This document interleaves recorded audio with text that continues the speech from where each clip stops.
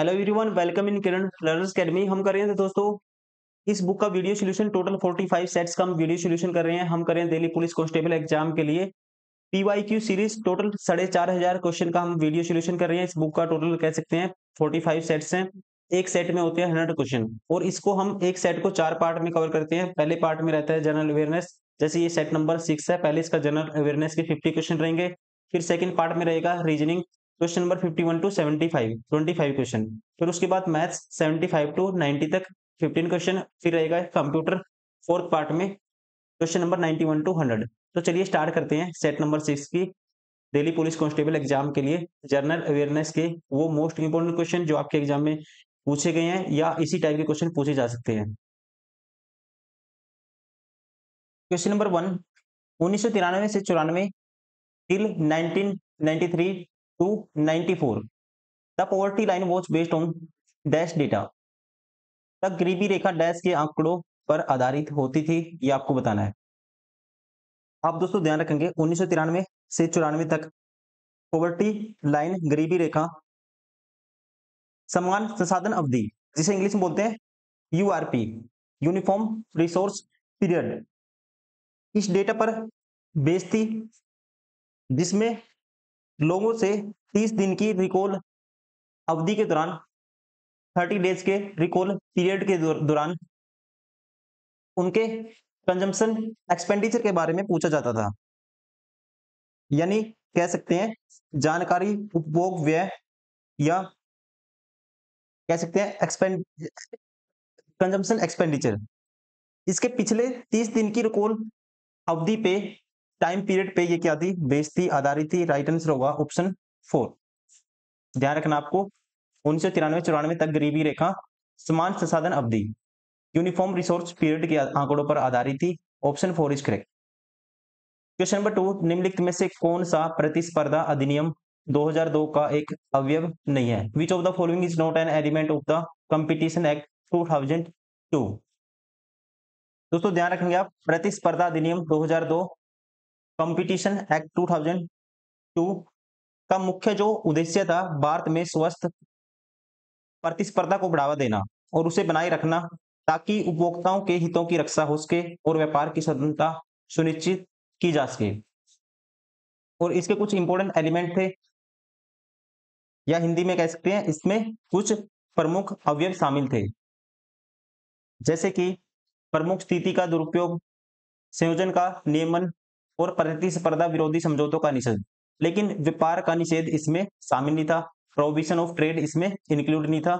ये होगा right answer. ठीक है, कौन सा शामिल नहीं था, अवयव या एलिमेंट कौन सा नहीं था? व्यापार का निषेध, prohibition of trade. Option second is correct. Question number 3, Mormugao बंदरगाह किस राज्य में स्थित है? आपको ध्यान रखना है दोस्तों, मोरमुगाओ बंदरगाह प्राधिकरण ये स्थित है गोवा में, और 1885 में इसको प्राकृतिक बंदरगाह स्थापित किया गया था। इसको 1885 में इस प्राकृतिक बंदरगाह, जो मोस्ट इंपोर्टेंट कह सकते हैं पुराने बंदरगाहों में से एक है, 1885 में इसको स्थापित किया गया था, स्टैब्लिश किया गया था। राइट आंसर होगा इसका ऑप्शन 4, ये है गोवा में। ध्यान रखना आपको। क्वेश्चन नंबर 4, यूकैरियोटिक कोशिका in which of the following kingdom is the eukaryotic cell not found. कहता है किसमें यूकैरियोटिक कोशिका निम्नलिखित में से किस जगत में नहीं पाई जाती है? आप ध्यान रखेंगे यूकैरियोटिक सेल वो सेल होते हैं दोस्तों जिसमें न्यूक्लियस, मेम्ब्रेन बाउंड ऑर्गेनेल्स ये सारे पाए जाएंगे। प्रोकैरियोटिक में ये एब्सेंट होते हैं। अब आपको बताना है यूकैरियोटिक सेल या कोशिका निम्नलिखित में से किस जगत में नहीं पाई जाती। फर्स्ट है एनिमेलिया, एनिमेलिया, सेकंड है प्रोटिस्टा, और थर्ड है कवक, ये कहते हैं फंगस। इन सभी में ध्यान रखना आपको कौन सी पाई जाती है, यूकैरियोटिक कोशिकाएं पाई जाती है। लेकिन मोनेरा इसमें होती है प्रोकैरियोटिक।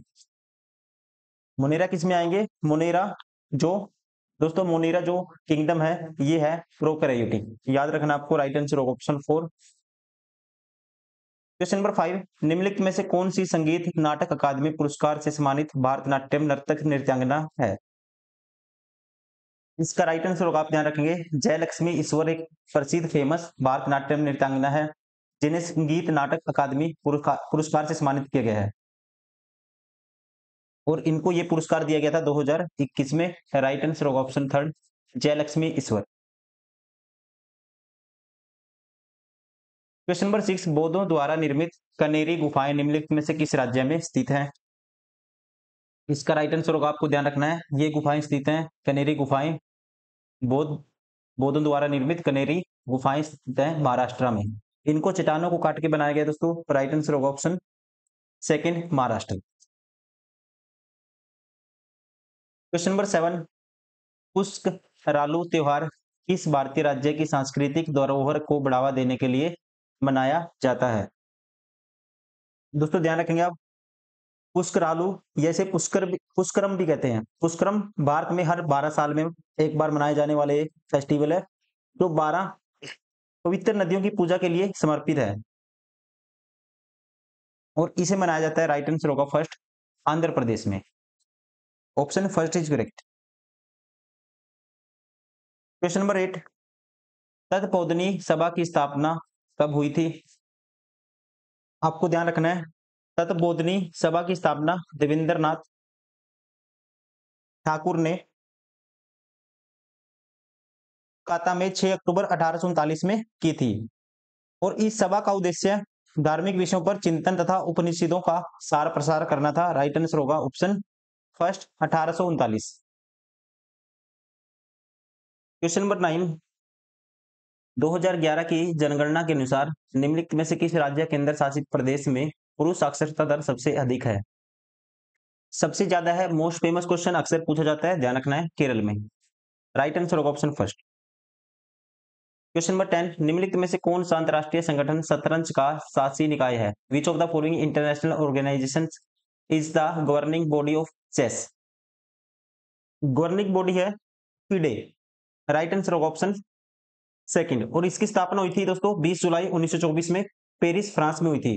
ठीक है, कहां पे? पेरिस फ्रांस में इसकी 1924 में स्थापना हुई थी, और ये सभी अंतरराष्ट्रीय शतरंज प्रतियोगिताओं को कंट्रोल करता है, ये आपको ध्यान रखना है। राइट आंसर होगा option second, FIDE.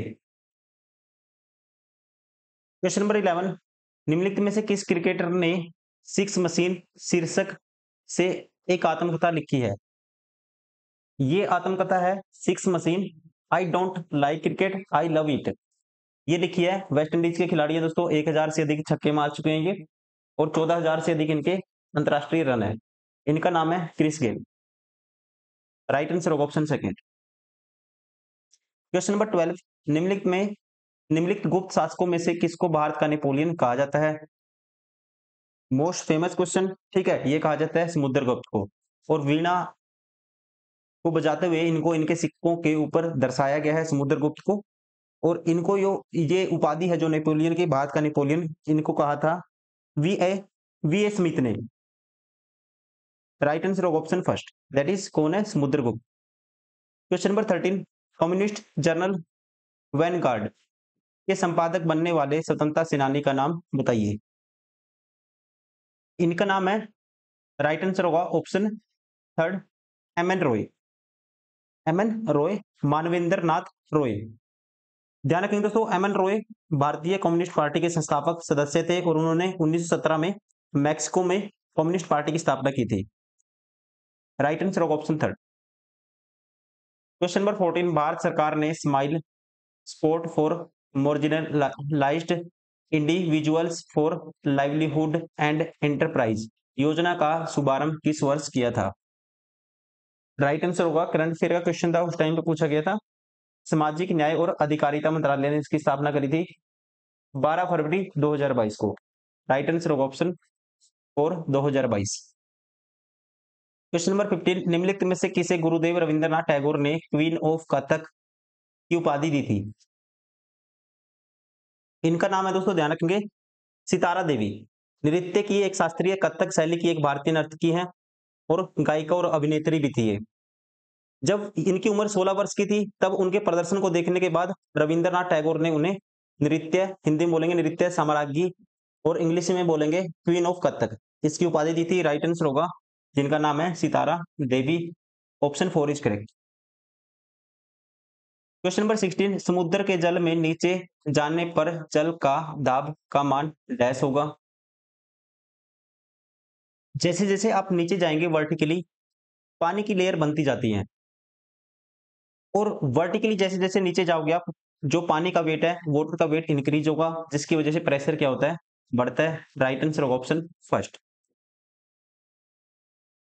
Question number 17, 86वें संविधान अधिनियम 2002 द्वारा निम्नलिखित में से कौन सा मौलिक कर्तव्य जोड़ा गया था।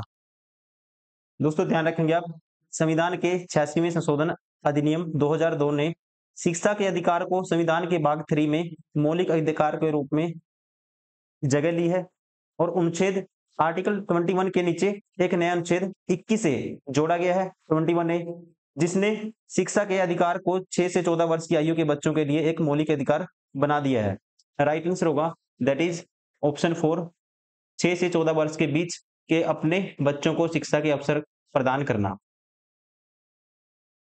क्वेश्चन नंबर 18, 1875 में स्थापित निम्नलिखित में से कौन सा संगठन मूर्ति पूजा का विरोध करता है और वेदों की अचूकता का समर्थन करता है।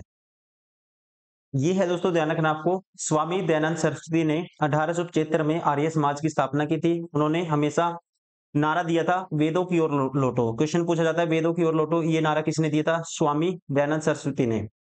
और ध्यान रखेंगे आर्य समाज वेदों की अचूकता में विश्वास करता है और उन्हें सभी ज्ञान और कह सकते हैं सत्य का अंतिम स्रोत मानता है, और लेकिन संगठन मूर्ति पूजा का विरोध भी करता है। राइट आंसर होगा ये है आर्य समाज। क्वेश्चन नंबर 19, मक्कू, तुईवई, सोनाई और रुकनी किस नदी की सहायक नदियां हैं। आपको ध्यान रखना है दोस्तों, ये नदी है सारी की सारी सहायक नदी बराक नदी की। बराक नदी जिसकी लंबाई 900 किलोमीटर है, मणिपुर, नागालैंड, मिजोरम और आसाम राज्य में बहती है, और ध्यान रखेंगे बांग्लादेश से होकर बहने के बाद बंगाल की खाड़ी में गिरती है। और ये ध्यान रखेंगे दोस्तों बराक मणिपुर की पहाड़ियों से निकलती है और असम के लक्ष्मीपुर के पास मैदानी इलाकों में प्रवेश करती है। और इसकी जो सहायक नदियां हैं जैसे कि जीरी, दलेश्वरी, सिंगला, लोंगई, सोनाई और कटाखल, बहुत सारी हैं। ठीक है, इस टाइप की सारी नदियां किसकी हैं, ध्यान रखना है, नाम भी अजीब अजीब है, आपको याद रखना है किसकी है, बराक नदी की सारी सहायक नदियां हैं। राइट आंसर होगा ऑप्शन 4। इसकी लेंथ कितनी है, 900 किलोमीटर। कहां से निकलती है, मणिपुर की पहाड़ियों से निकलती है। क्वेश्चन नंबर 20, निम्नलिखित में से कौन सा संवैधानिक संशोधन अधिनियम भारतीय संविधान में 11वीं मौलिक कर्तव्य को जोड़ने से संबंधित है। दोस्तों ध्यान रखेंगे आप, संविधान के 42वें संशोधन अधिनियम 1976 द्वारा संविधान के भाग 4A में 10 मौलिक कर्तव्यों को शामिल किया गया था। और ध्यान रखेंगे लेकिन 11वां कर्तव्य 2002 में 86वें संशोधन के द्वारा इसको जोड़ा गया था। राइट आंसर होगा ऑप्शन सेकंड। कौन सा संशोधन था, 86वां संविधानिक संशोधन अधिनियम, ऑप्शन सेकंड इज करेक्ट। कब हुआ था, 2002 में। क्वेश्चन नंबर 21, भारतीय रेलवे के पश्चिम मध्य रेलवे जोन का मुख्यालय डैश में स्थित है। पश्चिमी मध्य रेलवे ये अस्तित्व में आया था दोस्तों, एग्जिस्टेंस में आया था 1 अप्रैल 2003 को, और इसका जो हेडक्वार्टर है ये है जबलपुर में। राइट आंसर होगा option second. Question number 22, Commonwealth youth games का पहला संस्करण वर्ष डैश में आयोजित किया गया था। इसका राइट आंसर होगा, ध्यान रखना आपको, राष्ट्रमंडल युवा खेलों का पहला संस्करण 10 से 14 अगस्त 2000 तक स्कॉटलैंड के एडिनबर्ग में आयोजित किया गया था। राइट आंसर होगा ऑप्शन थर्ड, 2000 में कॉमनवेल्थ यूथ गेम्स का पहला संस्करण वर्ष 2000 में आयोजित किया गया था। कहां पे, स्कॉटलैंड के एडिनबर्ग में।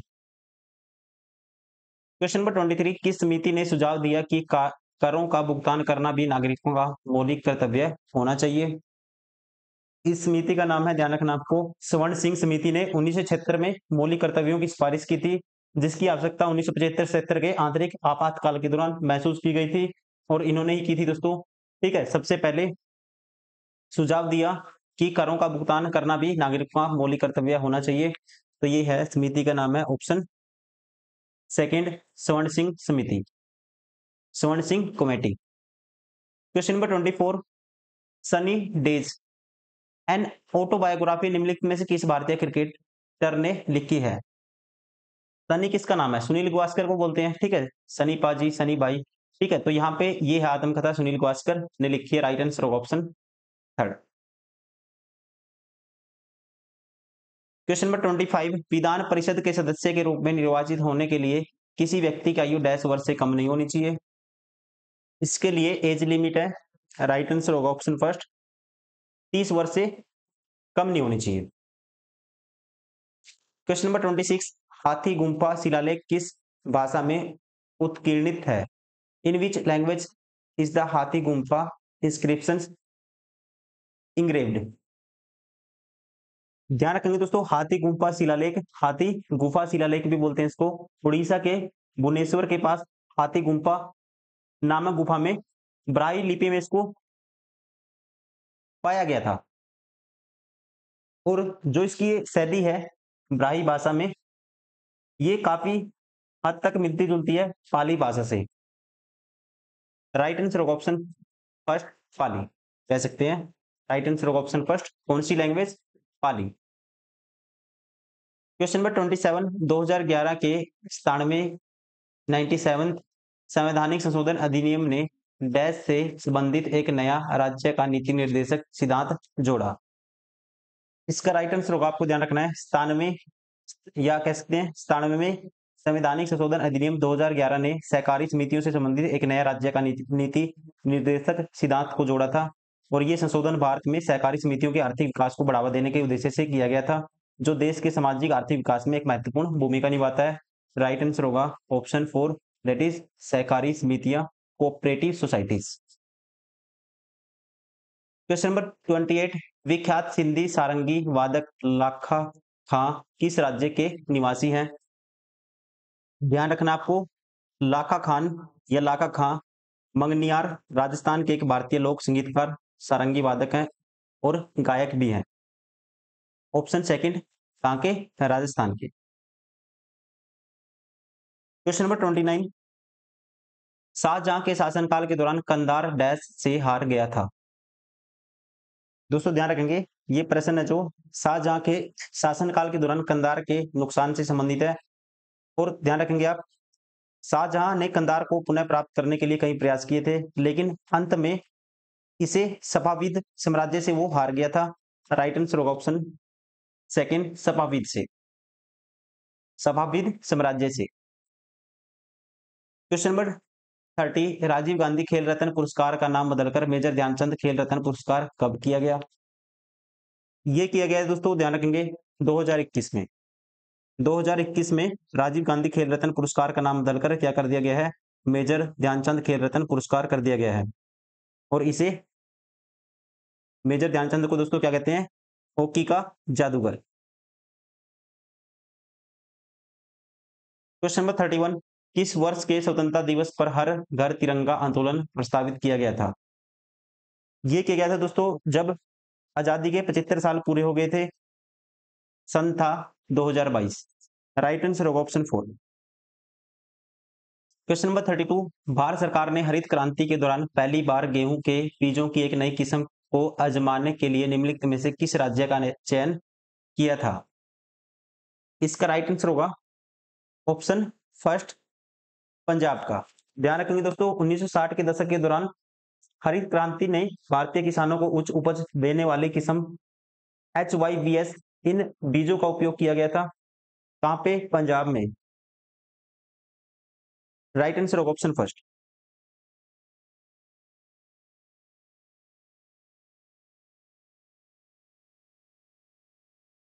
क्वेश्चन नंबर 33, दिए गए विकल्पों में से कौन सा विकल्प नागर मंदिर वास्तुकला में जगती शब्द का सबसे अच्छा वर्णन करता है? ध्यान रखेंगे, नागर मंदिर वास्तुकला की एक शैली जो कि उत्तरी भारत में काफी लोकप्रिय हुई थी, ठीक है। और इस शैली में मंदिर का निर्माण आमतौर पर एक ऊंचे चबूतरे पर किया जाता था, जिसे जगती कहा जाता है, ठीक है। राइट आंसर होगा दैट इज ऑप्शन फर्स्ट, कह सकते हैं ऊंचा चबूतरा जिस पर मंदिर बना होता है। क्वेश्चन नंबर 34, 1969 में 1969 में बैंकों का राष्ट्रीयकरण के दौरान निम्नलिखित में से किस बैंक का राष्ट्रीयकरण नहीं किया गया था? तो दोस्तों 14 बैंकों का राष्ट्रीयकरण हुआ था। अब एसबीआई बैंक है, स्टेट बैंक ऑफ इंडिया, इसका राष्ट्रीयकरण नहीं किया गया था 1969 में, क्योंकि पहले से ही ये सरकार के कंट्रोल में था। राइट आंसर होगा option second, SBI. Question number 35, लघु उद्योग को परिभाषित करने का मानदंड क्या है? ध्यान रखना आपको, स्मॉल स्केल इंडस्ट्री। लघु उद्योगों को मुख्य रूप से एक इकाई की संपत्ति में अधिकतम निवेश की अनुभूति के आधार पर परिभाषित या कहते हैं डेमोस्ट्रेट किया जाता है। साथ ही इसमें टर्नओवर की एक राशि का भी मानदंड है। राइट आंसर होगा ऑप्शन सेकंड, किसी इकाई कह सकते हैं किसी इकाई की संपत्ति पर अधिकतम निवेश की अनुमति, maximum investment allowed on the assets of a unit. Question number 36, शीत ऋतु के दौरान भारत के उत्तरी पश्चिमी भागों में वर्षा होने में कौन सा कारक योगदान देता है? इसमें जो मेन फैक्टर है योगदान देता है, ध्यान रखना आपको, पश्चिमी विक्षोभ। पश्चिमी विक्षोभ, वेस्टर्न डिस्टर्बेंसेस। ध्यान रखेंगे दोस्तों, भारत के उत्तर पश्चिम भागों में शीत ऋतु के दौरान वर्षा के लिए मुख्य रूप से जिम्मेदार है कौन? पश्चिमी विक्षोभ, इंग्लिश में कहते हैं इसको वेस्टर्न डिस्टर्बेंसेस। ये शीतोष्ण चक्रवात प्रणालियां हैं जो भूमध्य सागर में उत्पन्न होती हैं और पूर्व की ओर बढ़ती हुई भारतीय उपमहाद्वीप के उत्तर पश्चिम भागों में वर्षा कारण बनती हैं। ऑप्शन फर्स्ट, दैट इज पश्चिमी विक्षोभ, वेस्टर्न डिस्टर्बेंसेस। क्वेश्चन नंबर 37, खेलो इंडिया विंटर गेम्स 2021 का दूसरा संस्करण निम्नलिखित में से किस राज्य या केंद्र शासित प्रदेश में आयोजित किया गया था? इसका राइट आंसर होगा, ध्यान रखना है, करंट अफेयर का क्वेश्चन है। खेलो इंडिया विंटर गेम्स 2021 ये हुए थे गुलमबर्ग, जम्मू कश्मीर में। खेलो इंडिया शीतकालीन खेलों का दूसरा संस्करण था जो फरवरी 2021 में आयोजित किया गया था। ठीक है, गुलमबर्ग कहाँ आता है? जम्मू और कश्मीर में।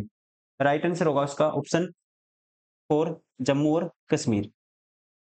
क्वेश्चन नंबर 38, इल्तुतमिश का कुतुबुद्दीन ऐबक से क्या संबंध था? दोस्तों इल्तुतमिश था कुतुबुद्दीन ऐबक का दामाद था। राइट आंसर होगा ऑप्शन सेकंड। और ये भी ध्यान रखेंगे, मामलुक राजवंश या गुलाम वंश की जो स्थापना करी थी ये करी थी कुतुबुद्दीन ऐबक ने। और जो इनका दामाद था इल्तुतमिश, इनकी ही एक बेटी थी रजिया सुल्तान, जो एकमात्र महिला शासक थी दिल्ली सल्तनत में। ये भी आपको ध्यान रखना है। 1236 से 40 तक शासन किया। राइट आंसर होगा यहाँ पे ऑप्शन सेकंड, दैट इज ये क्या था? दामाद इल्तुतमिश। ध्यान रखेंगे क्या था? कुतुबुद्दीन ऐबक का दामाद।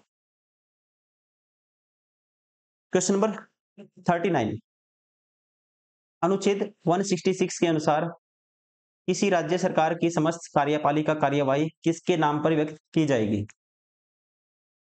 यहाँ पे दोस्तों ध्यान रखेंगे, जो आर्टिकल 166 है, अनुच्छेद 166 कहता है कि किसी भी राज्य की सरकार की सभी ठीक है, कार्यकारी कार्रवाई राज्यपाल के नाम से की जाएंगी। राइट आंसर होगा ऑप्शन फोर, राज्यपाल, गवर्नर।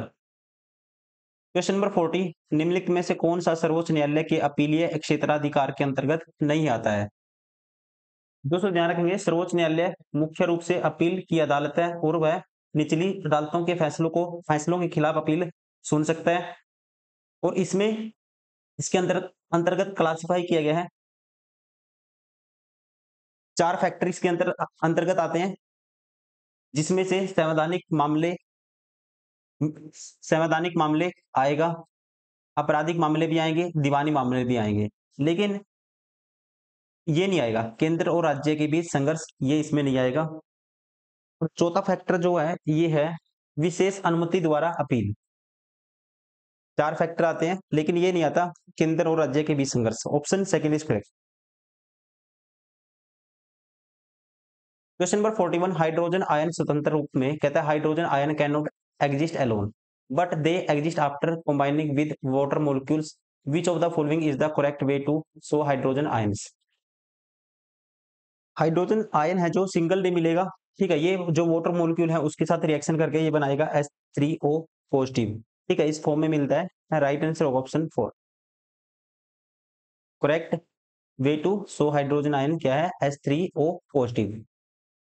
क्वेश्चन नंबर 42, सरकार ने नवाचार के लिए सक्षम बुनियादी ढांचा और सुगमकारी माहौल प्रदान करके भारत के अल्पसेवित असेवित क्षेत्रों में उद्यमिता की भावना को प्रोत्साहित करने के लिए डैश की शुरुआत की है। इसके लिए सरकार ने शुरुआत की है, ध्यान रखना आपको, अटल समुदाय नवाचार केंद्र कार्यक्रम। Option third is correct.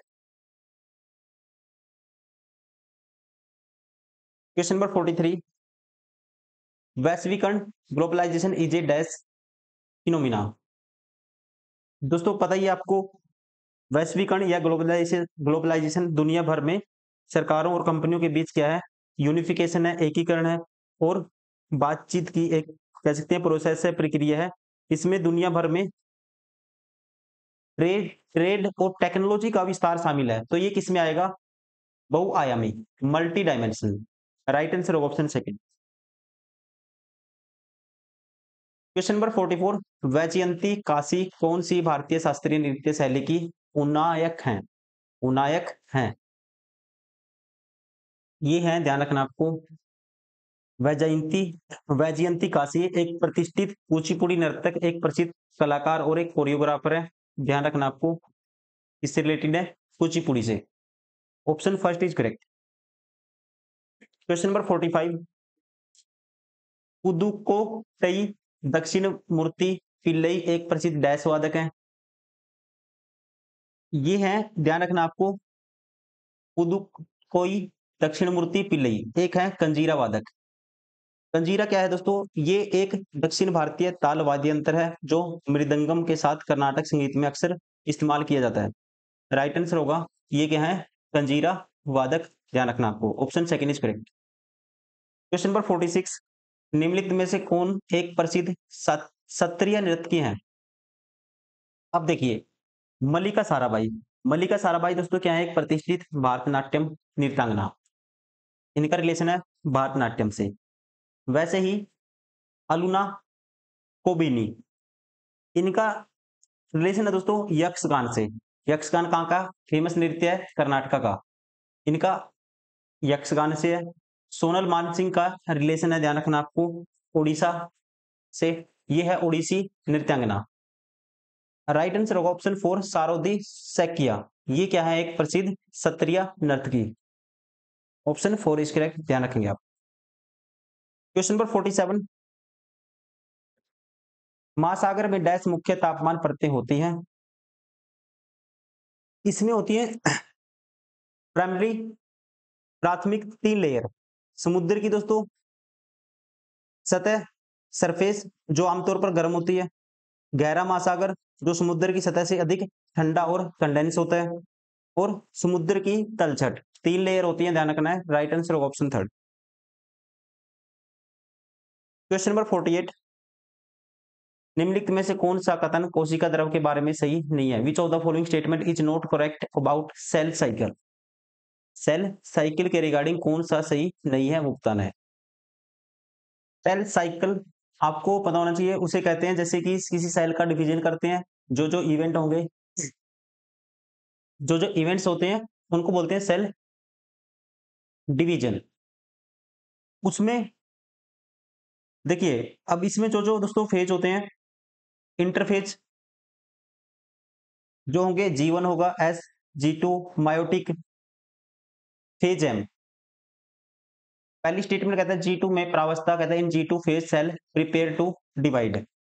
ये स्टेटमेंट ठीक है। G2 फेज में मिटोसिस फेज में, जिसको हिंदी में बोलते हैं कोशिका समसूत्री विभाजन, इसके लिए आवश्यक जो प्रोटीन है और सेल सिंथेसिस जिसे बोलेंगे कोशिकांगों का संश्लेषण, ये अपने आप में डिवीजन करके तैयार होते हैं विभाजन के लिए। ये अपने आप में ठीक है, विभाजन के लिए तैयार होते हैं, ये ठीक है। G2 में प्रावस्था कोशिका विभाजन होने के लिए तैयारी करती है, ये ठीक है। कोशिका चक्कर का सही क्रम, ये दोस्तों द करेक्ट सीक्वेंस होती है सेल साइकिल की, G1 S, G2 फिर M, ये भी ठीक है स्टेटमेंट।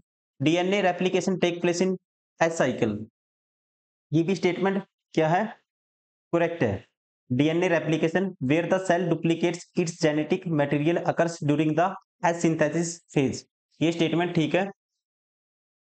थर्ड कहता है एम इज मियोसिस फेज, ये गलत है दोस्तों, ध्यान रखेंगे। एम रेफर्स करता है यहाँ पे मियोसिस फेज नहीं आएगा, ये आएगा मायोटिक फेज, मतलब कि समसूत्री विभाजन, ना कि अर्धसूत्री विभाजन, ये गलत है। Right answer option 4। Question number 49, निम्नलिखित में से भारत सरकार के किस अधिनियम के माध्यम से मोंटेग्यू चेम्सफोर्ड सुधारों ने प्रांतों में द्वैत शासन की शुरुआत की? दोस्तों ध्यान रखेंगे आप, मोंटेग्यू चेम्सफोर्ड सुधारों के कारण 1919 का भारत सरकार अधिनियम लागू हुआ था और इस अधिनियम ने गवर्नर जनरल को मुख्य कार्यकारी प्राधिकारी बना दिया था। इस अधिनियम ने प्रांतीय सरकार के स्तर पर कार्यपालिका के लिए द्वैत शासन की शुरुआत की थी। और ध्यान रखेंगे, द्वैत शासन 8 प्रांतों में लागू किया गया था उस टाइम पे, जैसे कि आसाम, बंगाल, बिहार, उड़ीसा, मध्य प्रदेश, संयुक्त प्रांत, जो क्या है आज यूपी है, बॉम्बे, मद्रास और पंजाब। राइट आंसर होगा कब? 1919 में। क्वेश्चन नंबर 50, भारत सरकार ने क्षेत्रीय ग्रामीण बैंकों की स्थापना किस वर्ष शुरू की थी? ध्यान रखेंगे आप, भारत सरकार ने क्षेत्रीय ग्रामीण बैंकों की स्थापना दोस्तों, जिसे बोलते हैं हम आरआरबी, की गई थी। शुरुआत 26 सितंबर 1975 से। Right answer option first 1975। और मोस्टली इनको शुरू किया गया था कृषि में, एग्रीकल्चर में वित्तीय सहायता के लिए, ठीक है। गांव में, ग्रामीण इलाकों में वित्तीय पैसों की मदद के लिए इनको शुरू किया गया था 1975 में। ध्यान रखेंगे, राइट आंसर ऑप्शन फर्स्ट 1975।